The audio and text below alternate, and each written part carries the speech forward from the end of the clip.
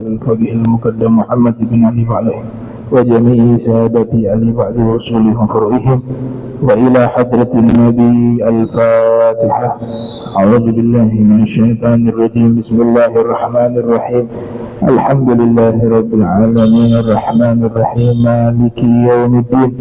إياك نعبد وإياك نستعين. اهدنا الصراط المستقيم صراط الذين أنعمت عليهم غير المغضوب عليهم ولا الضالين. آمين. Assalamualaikum warahmatullahi wabarakatuh. Innal hamdalillah nahmaduhu hamdan yaliqu bi jalalihi wa nasta'inuhu isti'anatan taliqu bi kamalihi wa nastahdihi hidayata man aqarra bi 'azamatihi wa jalalihi. Thumma nusalli wa nusallim ala sayyidina Muhammadin wa alihi. Amma ba'du. Subhanak la ilma lana illa ma 'allamtana innaka antal alimul hakim. Rabbi shrah li sadri wa yassir li amri wahlul 'uqdatan min lisani yafqahu qawli wasaddid lisani wahdi qalbi bihaqqi sayyidina Muhammadin sallallahu alaihi wa alihi wa baraka wasallam. Ya man huwa fi uluhi kain, ya man huwa fi fi'li hamid, ya man huwa fi majdihi matin. Allahumma akrimna bi nuril fahmi wa akhrijna min zulumatil wahmi warzuqna fahman nabiyyin wa hifdzal mursalin wa ilhama malaikatil muqarrabin. Rabbana zidna ilman wa fahma wa akla ya akramul akramin bihaqqi sayyidina Muhammadin khatamil anbiya wal mursalin ya rahmanir rahim. Wa sallallahu ala sayyidina Muhammadin wa ala alihi wa sahbihi wa barik wa sallam. Walhamdulillahi rabbil alamin. Walal musannif rahimahullah wa radiyallahu ta'ala anhu wa ardah wa nafa'ana bihi wa bi'ulumihi wa amaddana bi asrarihi wa a'adana min barakatihi fi darain. Radiyallahu anhu. Qala Rasulullah sallallahu alaihi wa alihi wa sallam, fa innahu man ya'ish wa fi ba'di nusakh ya'ishu minkum fasayara ikhtilafan katsira.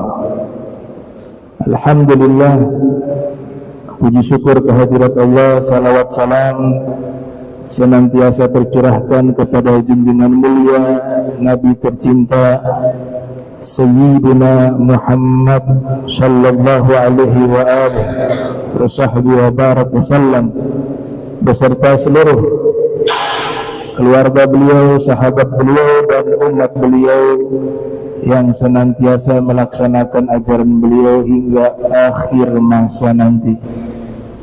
Yang sama-sama kami muliakan, kami hormati seluruh pengurus Masjid Al-Muttaqin dan juga wabil khusus kepada Imam Masjid Al-Muttaqin Aminun Cialbar, mata'anallahu ta'ala bituli hayati wa umrih, wal Habib Alwi As-Sajjad wa jami'ul habaib wal Habib Taufiq As-Sajjad wal hadirin hadirat wa asatidz yang insyaallah sama-sama dirahmati Allah Subhanahu wa taala. Nabi sallallahu alaihi wa alihi wasallam beliau bersabda, sesungguhnya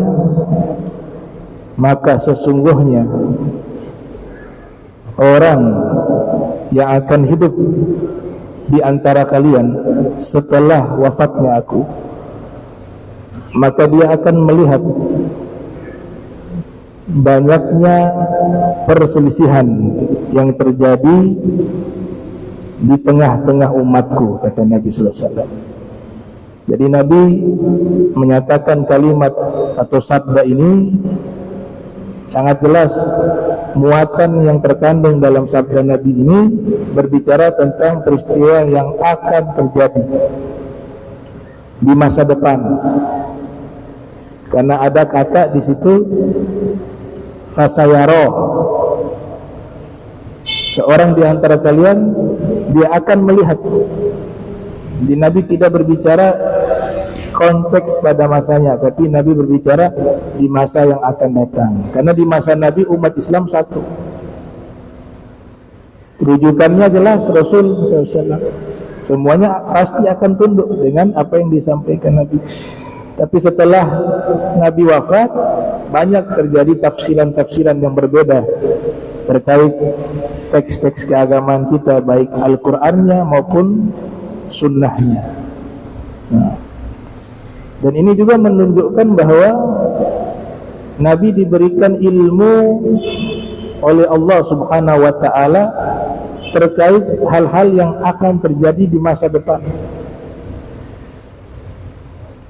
Di surat Jin jelas Allah Ta'ala berfirman, alimul ghaibi fala yudhiru ala ghaibihi ahada illa man irtada min rasulin fa innahu yasluku min baini yadayhi wa min khalfihi rasada.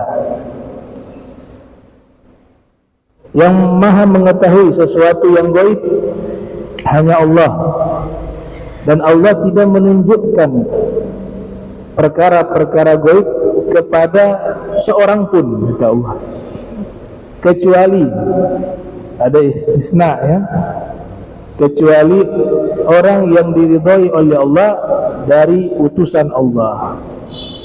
Sesungguhnya mereka atau beliau di sini Rasul bentuk tunggal. Yang dimaksud di situ adalah Rasulullah Muhammad sallallahu alaihi wa alihi wasallam. Kecuali orang yang diridhai dari Rasul, yaitu Nabi Muhammad sallallahu alaihi wasallam. Beliau berjalan dijaga oleh malaikat di hadapannya maupun di belakangnya. Rosoda, senantiasa dikawal dan dilindungi oleh malaikat. Ayat ini menegaskan bahwa Allah telah mengizinkan dan mengajarkan kepada Nabi kita Muhammad sallallahu alaihi wa alihi wasallam berita-berita tentang masa depan. Itu makanya di hadis yang lain Nabi katakan, utitu mafatihal ghaib wa fi riwayah khazainas samawati wal ard. Saya diberikan oleh Allah kunci-kunci gaib, dan saya diberikan oleh Allah gudang-gudang langit dan bumi. Atau kama qala Nabi sallallahu alaihi wa alihi wasallam. Maka tidak heran kalau kita membaca hadis-hadis beliau yang dimana beliau kabarkan tentang peristiwa yang akan terjadi di masa depan itu sangat banyak. Redaksinya sayati zamanun ala ummati, sayati zamanun ala ummati, sayati zamanun ala ummati. Akan datang satu zaman menimpa umatku, akan datang satu zaman menimpa umatku. Itu banyak hadis semacam itu. Itu jelas bahwa beliau sedang menerangkan informasi masa depan. Dan tidak ada yang beliau tidak ketahui, semuanya beliau tahu. Ya, tidak ada yang tidak diketahui oleh beliau. Termasuk hadis ini. Nabi sudah melihat bahwa umatnya akan terpecah belah. Akan banyak terjadi perbedaan pendapat baik dalam masalah akidah, dan realitanya demikian. Setelah wafatnya Nabi, firqah-firqah di dalam akidah itu sangat banyak. Ada Al-Qadariyah, ada Mu'tazilah, ada Jabbariyah, ada Jahmiyah, ya. Ada juga Ahlu Sunnati wal Jamaah, ada Syiah, ada Murji'ah. Banyak firqah-firqah. Itu sudah diketahui oleh Nabi sallallahu alaihi wasallam. Bahkan bukan hanya di dalam akidah, dalam masalah fikih saja itu sangat banyak mazhab. Ya, yang kita kenal 4 mazhab, tapi di fase-fase awal itu lebih dari 4 mazhab, puluhan mazhab. Ada mazhab di Mesir namanya Al-Imam Laits bin Sa'ad Al-Misri. Ada mazhabnya Abu Thawr Al-Kalbi. ada mazhabnya Al-Imam Abi Daud Al-Zahiri, ada mazhabnya Abu Ja'far At-Tabari walaupun awalnya Syafi'i, ada mazhabnya Al-Imam Sufyan Ats-Tsauri, wa katsir itu. Nah, tapi kalau fikih memang perbedaannya itu dimaklumi, ya. Memang settingan syariat kita memang harus beda, nggak boleh satu pendapat, ya. Dalam fiqh tasawuf juga terjadi banyak thariqah, ya, yang memang thariqah itu bisa dipertanggungjawabkan. Bicara oknum, di semua masa ada oknum yang menyimpang itu, tapi jumlahnya tidak banyak. Jadi ini Nabi kabarkan tentang masa depan. Di sini Nabi katakan salah seorang dari kalian akan hidup di satu masa dan kalian akan menyaksikan terjadi banyak sekali perbedaan, ikhtilafan katsira. Di dalam hadis dinukil oleh Al-Imam Abul Hasan Al-Asy'ari, Imam akidah kita, ya, kelahiran tahun 260 Hijriah, wafat 324 Hijriah. Di dalam kitab Al-Ibanah an Usulid Diyanah cetakan Mesir, di situ ada riwayat, inna ummati la tajtami'u ala dhalalatin fa idza ra'aitum ikhtilafa fa 'alaikum bis-sawabil a'zam. Yang artinya Nabi bersabda, sesungguhnya umatku tidak akan bersepakat di atas suatu kesesatan. Jaminan, garansi dari Nabi. Kata umat di sini adalah ulama'u ummati, ulama-ulama dari umatku. Kalau orang yang awam bersepakat nggak bisa jadi hukum karena tidak punya kapasitas. Yang dimaksud di situ adalah para ulama. Dan ulama yang mana ini maksudnya? Saya teringat dulu wasiat dari Sayyidul Walid Al-Habib Abdurrahman bin Ahmad As-Saqqaf Bukit Duri. Beliau wasiatkan kepada murid-muridnya wasiatkan kepada kami. Beliau mengatakan begini pesannya, nanti setelah saya wafat akan muncul, ya, orang-orang yang mengaku sebagai ulama, dan di zaman itu akan sulit membedakan mana ulama dan mana dukun. Itu beliau berbicara sudah cukup lama itu.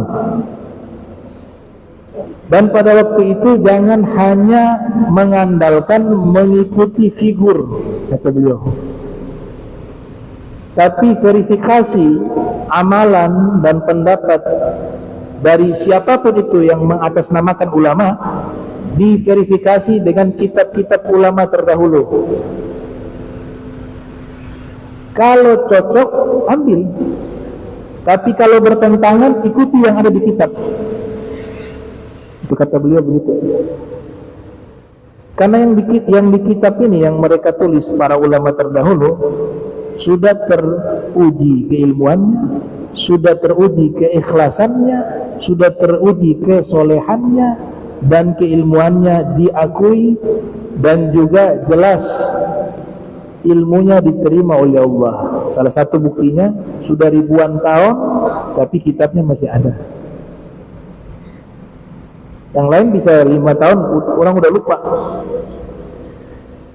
Tapi ulama-ulama dulu ada yang 1000 tahun, ada yang 700 tahun kitabnya masih ada yang 600 tahun, ada yang 500 tahun. Itu sudah menunjukkan bahwa ilmu mereka, amal mereka diterima oleh Allah Subhanahu wa taala.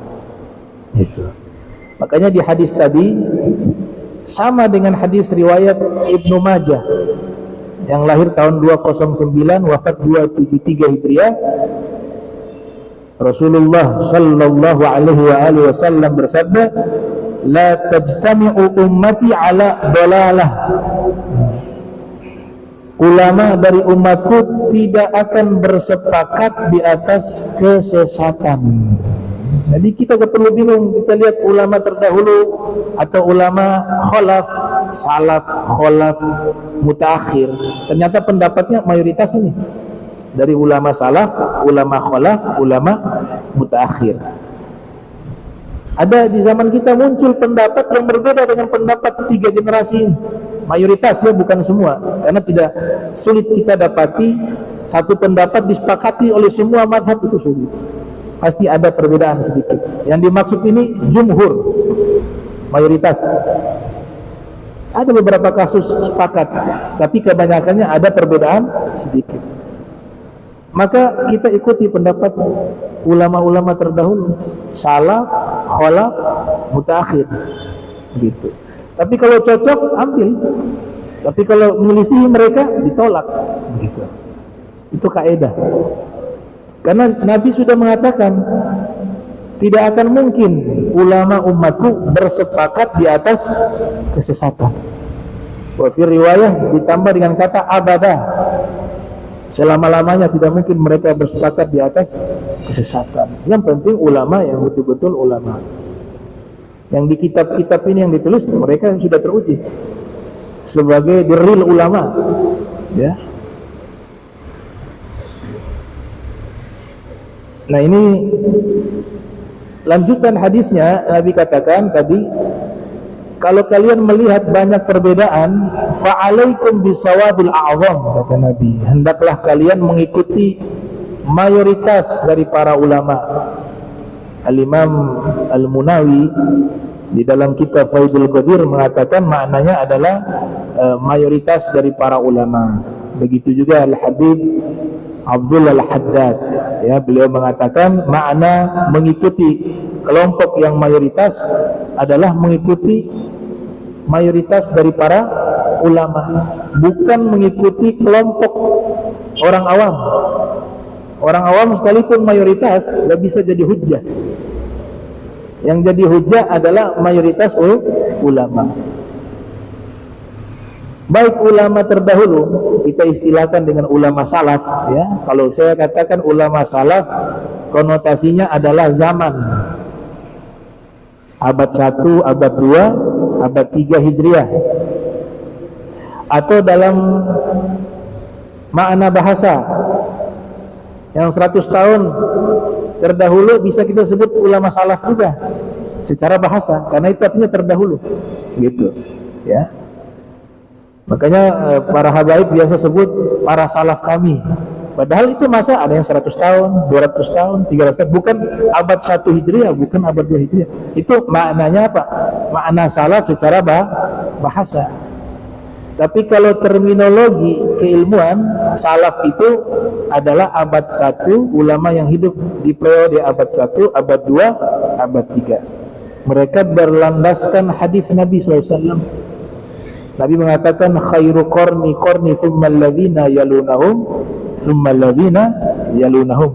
Masa terbaik adalah masaku, kata Nabi. Kemudian generasi berikutnya, kemudian generasi berikutnya. Kata qarn di situ artinya 1 abad. Nabi katakan masa beliau masa terbaik 100 tahun. Berikutnya 200 tahun dan berikutnya 300 tahun.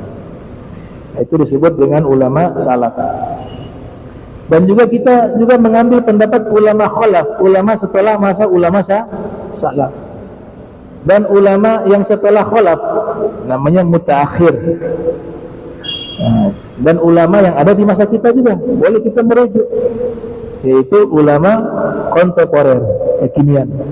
Kalau pendapatnya ini mayoritas dari ulama salaf, ulama khalaf, mutaakhir, kemudian ulama kontemporer dikuatkan lagi, maka jangan ambil pendapat lain, ikuti pendapat mereka, ya, ikuti pendapat mereka.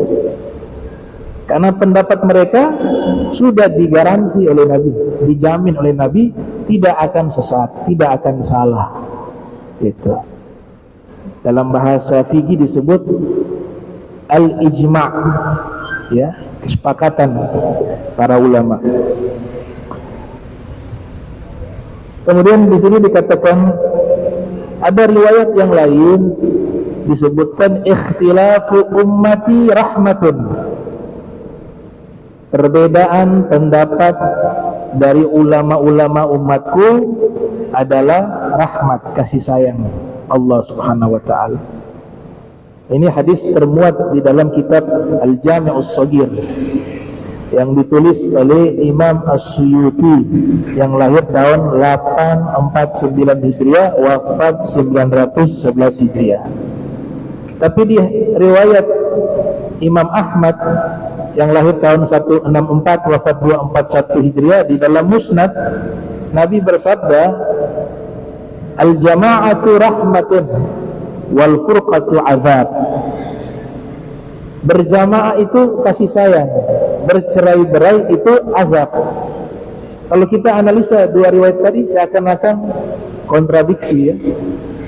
Riwayat pertama mengatakan perbedaan pendapat umatku dan ulama umatku itu rahmat. Tapi riwayat kedua, bercerai-berai, perbedaan pendapat itu adalah azab. Ya, furqah artinya bercerai-berai. Ada satu ulama besar di Maroko namanya As-Sayyid Ahmad bin Muhammad bin Siddiq Al-Gummari. Beliau ini levelnya sudah mujtahid ya. Jadi studi kritis terhadap beberapa riwayat hadis. Beliau mengatakan apa dalam penelitiannya? Bahwa ikhtilafu ummati rahmah ini diragukan sebagai hadis. Al-Imam Suyuti menyatakan ini hadis. Tapi beliau berani mengatakan ini diragukan sebagai hadis. Sebab hadis yang lebih sahih, minimal derajatnya isnaduhu hasan, sanadnya hasan, menyatakan berjamaah rahmat, bercerai-berai itu adalah azab. Kok bisa ini ikhtilaf, perbedaan pendapat kok bisa jadi rahmat, perselisihan kok bisa jadi rahmat? Maka beliau riset kembali dua riwayat ini. Kesimpulan yang beliau dapatkan bahwa hadis riwayat Imam Ahmad al-jama'atu rahmah lebih kuat dari riwayat ikhtilafu ummati rahmah. Yang kedua, beliau dapatkan kesimpulan bahwa sanad dari riwayat ikhtilafu ummati rahmah yang menyatakan ini adalah hadis Nabi, sanadnya munqati', terputus, gak nyampe ke Rasul SAW. Kemudian yang ketiga, riwayat ini beliau simpulkan ternyata di riset bukan sabda Nabi tapi aqwal fuqaha, pendapat para fuqaha. Sehingga kalau ditarik makna ini, ikhtilafu ummati rahmah, perbedaan pendapat dari ulama fikih itu rahmat. Karena di fikih kan ada beberapa pendapat mazhab, maka bisa diterima riwayat ini sebagai ucapan para ulama. Dan itu dijawab oleh Syekh Muhammad Ad-Dimishqi Al-Uthmani. Beliau menjawab lewat judul kitab yang beliau tulis tentang 4 mazhab secara ringkas.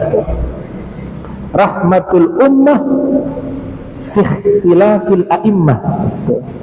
Rahmat bagi umat jika perbedaan pendapat itu dari para imam. Imam Syafi'i mengatakan begini, Imam Abu Hanifah mengatakan B, Imam Syafi'i mengatakan A, ya, Imam Malik mengatakan C, Imam Ahmad mengatakan D misalnya. Nah, mereka punya argumentasi seluruhnya. Ini bagi umat menjadi rahmat, gitu. Imam Malik mengatakan kunut subuh sunnah, Imam Syafi'i mengatakan kunut subuh sunnah, Imam Abu Hanifah mengatakan tidak ada kunut subuh, Imam Ahmad mengatakan tidak ada kunut subuh. Ini rahmat bagi umat. Yang satunya sholat tangannya di atas pusar, di bawah dada, Imam Syafi'i dengan ulamanya. Imam Malik di bawah dada, di atas pusar juga. Riwayat kedua menjulurkan kedua tangan. Imam Abu Hanifah, Imam Ahmad ketika sholat meletakkan tangan di bawah pusar, rahmat. Dan masih banyak perbedaan-perbedaan itu. Kalau kasusnya demikian, itu rahmat dalam masalah fikih. Ya. Misalnya juga kasus ada istri suaminya hilang, nggak ada kabar. Ini belum bisa jadi hukum waris, ya. Kecuali sudah dapat info suaminya sudah meninggal. Nah, pendapat klasik para imam-imam terdahulu, maka lantas bagaimana menghukuminya untuk bisa dia dapat waris dan mengetahui suaminya sudah meninggal? Maka tunggu kawan-kawan yang seumur meninggal juga, ya. Jadi dia punya kawan, suami punya kawan yang seumuran, kalau sudah meninggal semua baru dihukumi sudah meninggal. Ada juga pakai tahun, tunggu 60 tahun, tunggu 80 tahun.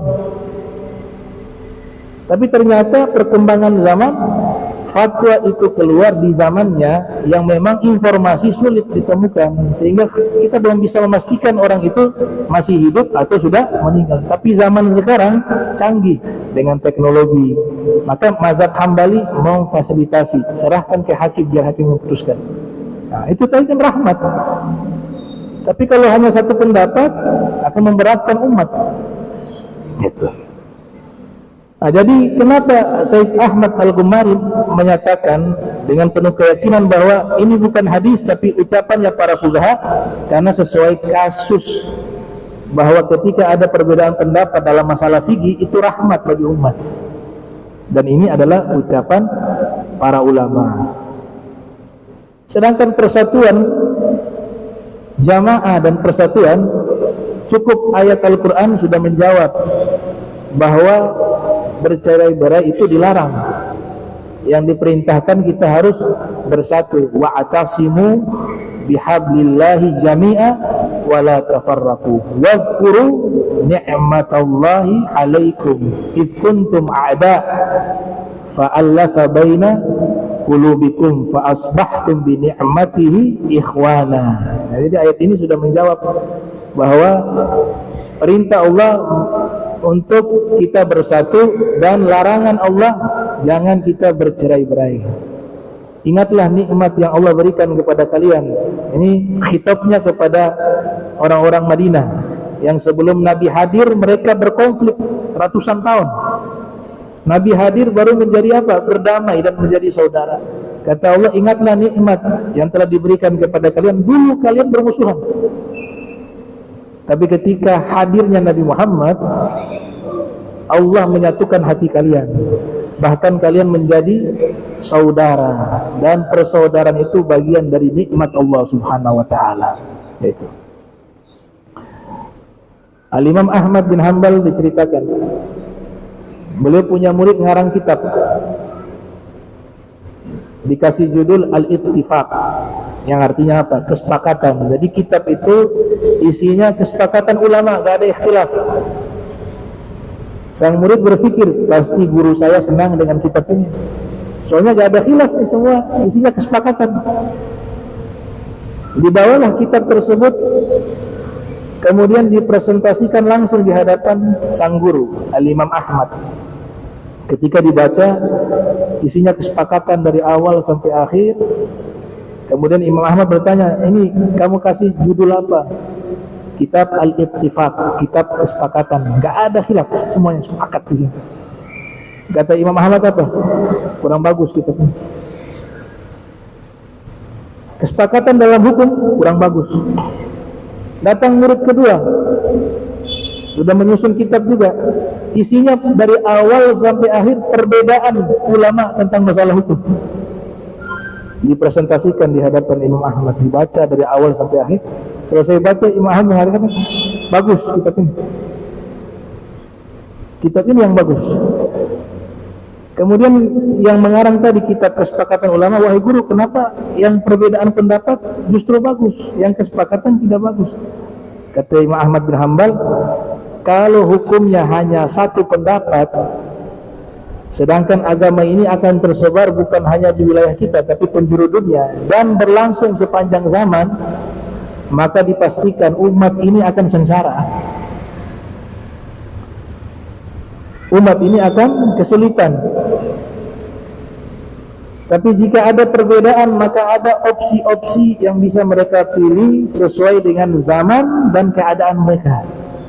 Lihat Imam Ahmad bicaranya tahun abad 1 Hijriah atau abad 2 Hijriah. Itu. Cuma Imam Ahmad memberikan saran. Judulnya apa itu? Kitab Al-Ikhtilaf. Jangan sebut kitab perbedaan pendapat. Tapi ganti Kitabul Wus'ah. Kitab keluasan hukum Islam. Bukan perbedaan pendapat, tapi keluasan hukum Islam. Baik. Kemudian Nabi SAW beliau melanjutkan di sini, fa'alaikum bisunnati. Jadi Nabi mengajarkan cara menyikapi perbedaan. Selain mengikuti ulama, kita juga diajarkan untuk memverifikasi lewat sunnah Nabi Muhammad SAW. Nah, bagaimana cara kita orang awam? Apakah langsung ada Sahih Bukhari, Sahih Muslim dan Al-Quran, kemudian langsung kita amalkan Al-Quran dan hadis? Bukan maksudnya seperti itu. Itu kalau sudah levelnya Imam Nawawi, boleh. Kalau levelnya kita belum mampu, antum taruh Sahih Bukhari atau Kutubus Sittah, Sahih Bukhari, Sahih Muslim, Sunan Abi Daud, Sunan Tirmidzi, An-Nasai, Ibnu Majah, kemudian Al-Quran di sebelah. Antum cari tahu saja syarat wudu, furudul wudu, dan nawaqidul wudu. Syarat-syarat wudu, wajib-wajib wudu, hal-hal yang membatalkan wudu. Saya pastikan sampai meninggal gak kelar. Kenapa? Karena kitab Al-Quran dan hadis-hadis Nabi itu hanya berupa kumpulan dalil, bukan kesimpulan hukum. Bukan kesimpulan hukum. Kita kapasitasnya tidak mampu menyimpulkan hukum sendiri. Maka diperintahkan kepada kita, Allah yang perintahkan, bukan ulama. Allah yang perintahkan. Caranya bagaimana untuk mengikuti Al-Quran dan Sunnah? Ittiba' al-ulama, ikuti para ulama. Mereka sudah simpulkan itu. Ulaika alladzina hadallah fabihudahum iktadih. Ada fil Quran. Mereka lah para ulama, orang-orang yang sudah diberikan petunjuk oleh Allah. Petunjuk dalam memahami Al-Quran, petunjuk dalam memahami Sunnah atau hadis Rasul SAW. Maka ikutilah petunjuk mereka, kata Allah. Bukan kita secara otodidak, ya. Kembali kepada Al-Quran dan Sunnah, kemudian setiap dari kita orang awam mengisbat hukum sendiri. Maka kita sudah ngambil level mujtahid, bukan wilayah kita di situ. Dan produknya sudah jadi, sisa kita pelajari. Bicara fikih sudah ada fikih, bicara tafsir sudah ada tafsir, bicara hadis sudah ada hadis. Ulama semua yang menerangkan, mereka mewakafkan umur. Bahkan banyak yang tidak tidur untuk belajar. Setelah belajar sudah diizinkan oleh sang guru, baru mulai mereka beristihad. Harus ada rekomendasi dari ulama lainnya. Nah, orang yang mengikuti Al-Quran dan Sunnah, Imam Haddad menjawab, walzam kitaballah watba' sunnatan waqtat hadakallah bil aslaf. Lazimilah Al-Quran, ikutilah Sunnah dengan cara ikuti para salaf. Para salaf. Kita bisa baca Al-Quran saja harus ada guru. Al-Quran untuk dibaca nih, alif, ba, ta, tha. Rata-rata kan belajar kepada guru. Ada yang otodidak, tapi pasti banyak salahnya. Yang sudah belajar kepada guru nanti sudah bisa baca, itu juga belum tentu semuanya bisa dikatakan benar. Harus belajar ke syekh atau guru yang lebih ahli lagi dalam bidang ilmu qiraah. Mana sifat hurufnya apa, makharijul hurufnya bagaimana, matnya bagaimana, ikhfanya bagaimana, idghamnya bagaimana, dan seterusnya. Itu hanya dari sisi bacaan. Lantas bagaimana memahami Al-Quran? Jadi kalau cara baca saja, proses belajarnya itu panjang. Bagaimana cara memahaminya? Jauh lebih sulit. Nah, mereka lah yang mampu memahami. Nah, dan orang yang keluar dari jalur ini pengen mandiri, ya sudah merasa mustahil, kemudian main ambil Al-Quran dan Sunnah dan istinbat hukum sendiri tanpa mengikuti pendapat para ulama-ulama terdahulu, ada konsekuensinya. Apa konsekuensinya? Di surat An-Nisa ayat 115. Wa may yushakkikir rasul min ba'di ma tabayyana lahul huda wa yattabi' ghayra sabilil mu'minin nuwallihi ma tawalla wa nuslihi jahannama wa sa'at masirah. Baca di surat An-Nisa ayat 115. Siapa yang membantah Rasul padahal sudah jelas petunjuk yang beliau sampaikan dan mengikuti, nah ini poinnya di sini nih, dan dia mengikuti bukan jalan orang-orang yang beriman, maka kami akan biarkan dia tersesat dan akan kami sampaikan dia ke neraka jahanam, dan itu seburuk-buruknya tempat. Ini hati-hati nih yang sok-sok jadi mustahid nih, yang gak mau ikut pendapat ulama-ulama terdahulu. Ada satu kitab fikih judulnya Ad-Durus Al-Fiqhiyah juz 4, ditulis oleh Al-Habib Abdurrahman bin Saqaf As-Saqaf. Beliau terangkan makna ayat itu luar biasa. Beliau mengatakan, siapa yang membantah Rasul setelah jelas petunjuk bagi dirinya dan tidak mengikuti jalan orang-orang beriman, maknanya jalan para ulama. Dia buat mazhab sendiri akhirnya. Kalau mereka seandainya pendapat mazhab itu ada yang keliru, kita yang mengikuti tidak berdosa, mereka yang beristihad juga tidak berdosa. Karena mereka paham yang dijadikan objek istihad itu sesuatu yang tidak ada nas yang sharih, nas yang jelas. La istihada fi wujudin nusus. Tak boleh beristihad jika ada nas yang jelas. Jadi mereka sudah berusaha semaksimal mungkin, istifragul wus'i dalam bahasa ilmu fikih, berusaha semaksimal mungkin dengan keilmuan yang sudah mapan dan sudah cukup. Antum masih ragu ilmunya Imam Syafi'i? 7 tahun hafal Al-Quran, 9 tahun hafal kitab Al-Muwatta dalam waktu 7 hari. Ada sekitar ribuan hadis saja. Dan sekali melihat hafal, dan hafalannya tidak pernah lupa. Ada ulama lain, Sufyan Ats-Tsauri, Al-Imam Ja'far As-Shadiq, dari kalangan ahli bait Nabi, mereka gak mau lewat pasar kalau pergi belajar. Kenapa? Karena apa yang mereka dengar terhafal di otak. Sehingga apa? Nanti kalau belajar terganggu, yang dihafal harga barang. Mereka tutup buku gitu. Sampai seperti itu tingkat hafalannya. Bahkan ada yang memecah rekor ya, hafal Al-Quran 7 hari. Namanya Imam Syihabuddin Az-Zuhri. Ada gak zaman sekarang 7 hari hafal Al-Quran 30 juz? Nah ini mereka pilihan semua. Kok kita masih meragukan pendapat-pendapat mereka, kita ngikut pendapat baru yang belum jelas. Di antaranya masalah apa? Masalah pengingkaran nasab sadah alim-alim. Ulama terdahulu yang alim-alim sudah bersepakat. Ulama di zaman kita yang Azharkah itu, yang Zaituniyahkah itu, Tunisia ya, Karawiyin Maroko, dan itu bukan pendapat baru, turun-temurun sejak lama. Mereka juga sudah bersepakat akan hal itu. Jadi masuk wilayah tadi hadis la tajtami ummati ala dhalalah, begitu. Ikuti jalan mereka selamat. Jadi ancamannya luar biasa loh. Yang gak mau ikut jalan para ulama yang sudah terpercaya, al-mauthukun, kata Allah Ta'ala, kami biarkan dia tersesat. Itu yang pertama. Pasti menyimpang. Sampai-sampai ya keluar fatwa tai kucing suci.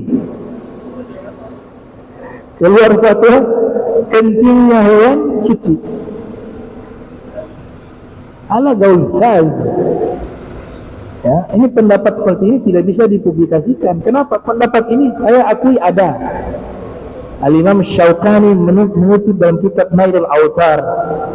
Tapi pendapat ini mukhalaf, ya, atau mukhalifun li aqwal madzhab al-arba'ah, menyelisihi pendapat ulama-ulama 4 mazhab yang mayoritas. Kalau oknum atau pendapat saz itu akan ada, bukan hanya di mazhab tertentu, mazhab Syafi'i juga ada. Dulu pernah heboh, boleh gak imam perempuan, makmumnya laki-laki, sholatnya? Kalau antum cari-cari pendapat saz itu pendapat yang janggal, ya. Dia bukan masuk karena perbedaan pendapat ulama, enggak. Kalau perbedaan pendapat ulama berimbang. Misalnya yang ini 40% mengatakan begini, berbeda dengan yang 60%, masih bisa sebut ikhtilaf ulama. Tapi kalau yang 80% mengatakan begini dan yang hanya 20% mengatakan sesuatu berbeda, itu bukan ikhtilaf ulama, itu namanya gaul faz, gak boleh dipopulerkan. Nah, Imam At-Tabari salah satu ulama yang mengatakan boleh perempuan jadi imam, makmumnya laki-laki. Tapi kalau antum merujuk ke pendapat ulama yang mayoritas, hampir mayoritas jumhur ulama mengatakan tidak boleh. Kenapa harus dikatakan ini pendapat di depan umum? Loh, pendapat ini gak dipakai. Pendapat ini tidak dipakai. Nah, itu ikhtilaf. Jadi konsekuensinya yang tidak ikuti ulama yang mayoritas tadi, Allah katakan pasti dia sesat tadi itu. Yang kedua, ngeri nih, kami sampaikan dia ke neraka Jahannam karena sudah berani mengotak-atik hukum. Otomatis kalau gak ngikut ulama dalam bidang hukum tadi, dia beristihad sendiri, pasti akan muncul kesimpulan hukum yang baru yang tidak sesuai dengan hukum yang sebenarnya. Dan itu seburuk-buruknya tempat, wasaat masyiyah. Ada tuduhan-tuduhan, ada saya punya kitab ditulis oleh ulama Saudi Arabia, yang dimana itu dari satu kitab. Memang ini gak pantas seorang dokter nulis kitab semacam ini. Di situ ditulis tentang para sufi. Jadi saya belinya tidak sengaja, saya download tuh, bukan beli PDF. Saya pikirnya ini biografi para sufi. Ternyata dibaca fitnahan, tuduhan yang keji kepada para sufi. Na'udzubillah min dzalik. Di antara tuduhan yang sangat serius bagi saya, serius dalam hukum Islam, berani menuduh bahwa golongan para sufi adalah golongan yang sesat, yang tidak mengikuti Al-Quran dan Sunnah. Di buku itu bukan satu orang sufi yang ditulis, banyak. Mana buktinya orang-orang sufi tidak mengikuti Al-Quran dan Sunnah? Kalaupun ada oknum, saya katakan oknum itu selalu ada, gak boleh digeneralisir semuanya. Antum harus paham, golongan sufi itulah orang-orang yang sangat meninggikan hukum syariat. Bahkan kita orang awam gak akan sanggup mengikuti fikihnya mereka. Al-Imam Abu Hasan An-Nadwi mengatakan ada fiqhul fuqaha, ada fiqhul asfiya. Fikihnya para fuqaha yang 4 mazhab tadi, itu memang dikhususkan kepada orang awam, bukan orang-orang khususul khusus atau khawasul khawas. Saya ambil contoh ya, fikihnya orang sufi. Ini juga membantah tuduhan dari buku itu. Ya, ditulis oleh salah seorang dokter yang menuduh orang-orang sufi itu sesat, menyimpang, tidak mengamalkan Al-Quran dan As-Sunnah. Ini tuduhan serius, ini nanti pertanggungjawaban di yaumul kiamah. Ngeri, ini orang-orang sufi, orang-orang, Masya Allah, fikihnya kita gak ada apa-apanya. Contoh ya, zakatnya mereka, zakat ternak, kalau kita kan berapa puluh keluar satu. Kalau mereka semuanya zakat, mau 30 ekor, ya zakatnya 30 ekor itu. Karena bagi mereka semua haknya Allah, kita gak punya hak. Makanya tradisi orang-orang sufi terdahulu disalahpahami nih. Kelihatan semua miskin. Itu tidak, konotasinya pakaian compang-camping. Itu sebenarnya apa? Harta mereka sudah infakkan di jalan Allah seluruhnya, nggak pakai 2,5%. Bisa ikut itu? Nggak bisa. Atau yang nulis buku itu juga nggak bisa. Hukum orang ketika sholat kemudian menguap dalam fikih fuqaha makruh. Ditanya kepada yang nanya Imam Ahmad kepada salah satu tokoh sufi, hukum menguap ketika lagi sholat. Kata sufi ini, kalau mazhab kalian makruh, kalau mazhab kami hukum mati. Kisos. Karena itu hamba kurang ajar di hadapan Allah, dia berani menguap, sedangkan di hadapan raja manusia dia tidak berani menguap, kurang ajar dia. Hukum mati, pingsan Imam Ahmad yang makanya fikih mereka di atas. Mereka masuk toilet itu di dalam kitab Tanbihul Al-Muqtarrin, ya. Al-Imam Syekh Abdul Wahab Sya'rani menulis, para sufi kalau masuk toilet, baju itu sudah gak bisa digunakan untuk sholat, mereka harus ganti baju baru. Padahal tidak kena najis, ya, mereka sudah berhati-hati. Tapi tidak layak baju yang masuk toilet kemudian digunakan untuk sholat. Tapi kalau fuqaha kan boleh, selama tidak kena najis. Itu fikihnya sufi. Jadi sangat salah sekali orang-orang sufi itu teledor dalam masalah fikih. Justru mereka fikihnya di atas, ilmu kalamnya di atas. Imam Ghazali mengakui, saya belajar ilmu kalam. Ternyata yang bisa menyampaikan kepada Allah secara cepat itu ilmu kalam versinya sufi. Karena pendekatannya bukan dengan akal saja, tapi pendekatan dengan hati.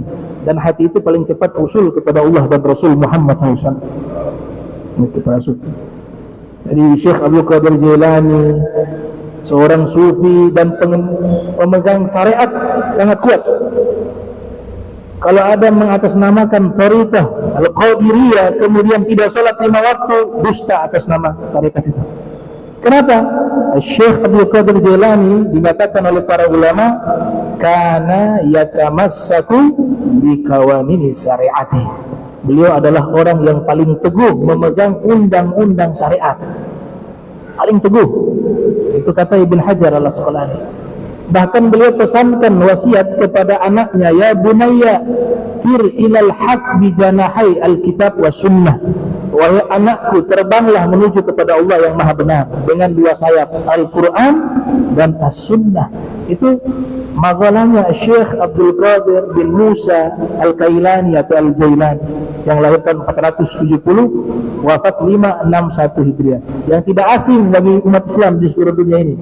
Hampir semua kenal, ya, baik di timur maupun di barat. Begitu juga pendapat Sayyid Ta'ifah Imam Junaid Al-Baghdadi yang lahir tahun 215, wafat 298 Hijriah. Beliau mengatakan begini, man fadh al-Qur'ana wa lam yaktub al-haditha fala yuktada bih fi hadzal amri lianna ilmana hadza muqayyadun bil kitabi was sunnah. Siapa orang yang tidak pernah menghafal Al-Quran dan tidak pernah mencatat hadis Nabi, artinya tidak belajar, maka orang semacam ini gak boleh diikuti, gak boleh diangkat menjadi guru, apalagi mursyid, kata beliau. Sebab dalam perkara ini ilmu kami, yaitu ilmu para sufi, semuanya terikat dengan Al-Quran dan Sunnah Nabi Muhammad SAW. Dalam pendapat yang lain beliau mengatakan at-turuq kulluha masdudah alal khalqi illa ala man iktafa athar ar-rasuli sallallahu alaihi wa alihi wasallam. Semua jalan kebaikan kepada makhluk ini tertutup kecuali mengikuti jejak langkah Rasul Muhammad sallallahu alaihi wasallam. Dalam makalah yang lain beliau mengatakan tariquna hadza muqayyadun bil kitab wa sunnah. Tarekat kami ini diikat dengan Al-Qur'an dan As-Sunnah. Jadi itu fitnah semuanya. Fitnah. Itu. Al-Habib Abdullah Al-Haddad mengatakan dalam satu makalah beliau, ma min sunnatin sannaha Rasulullah sallallahu alaihi wa alihi wasallam illa wa arju an akuna qad amiltuha. Tidak ada satu sunnah Rasul yang pernah dilakukan oleh Rasulullah sallallahu alaihi wa alihi wasallam melainkan saya berharap semuanya pernah saya amalkan. Itu ucapan Al-Habib Abdul Al-Haddad. Hanya satu yang beliau gak sempat amalkan. Ini beliau memang rambutnya gak bisa panjang, ya. Rambutnya gak bisa panjang. Sedangkan dalam riwayat hadis itu Nabi pernah dalam riwayat rambutnya panjang sampai di bahu. Satu itu saja yang belum sempat diamalkan. Subhanallah, karena sejak hidup menjaga sunnah-sunnah Nabi SAW, maka di saat meninggal baru rambutnya tumbuh sampai ke pundak. Berarti semua sunnah sudah dikerjakan.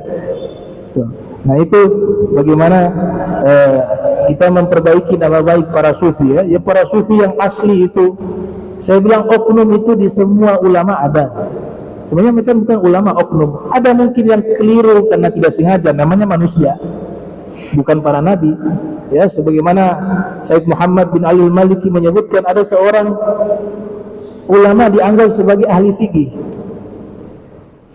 Di forum jamaah yang hadir sangat banyak, ada sesi tanya jawab. Ketika ditanya, beliau lagi bahas tentang bab jamak dan qashar salat. Salat zuhur qashar jadi 2 rakaat boleh, salat asar. Ada yang nanya salat maghrib bisa qashar. Waktu itu beliau lupa atau bagaimana, beliau mengatakan salat maghrib boleh qashar. Ternyata ucapan ini jadi polemik. Wah, belum pernah ada salat maghrib qashar jadi 1 rakaat. Ternyata apa? Beliau tidak paham masalah itu, tapi karena malu, sudah ada yang bertanya dan tidak menjawab, bagi beliau malu waktu itu, hanya beliau jawab. Tapi ternyata setelah itu beliau rujuk kembali. Cuma fatwa ini dipakai oleh orang-orang yang hadir.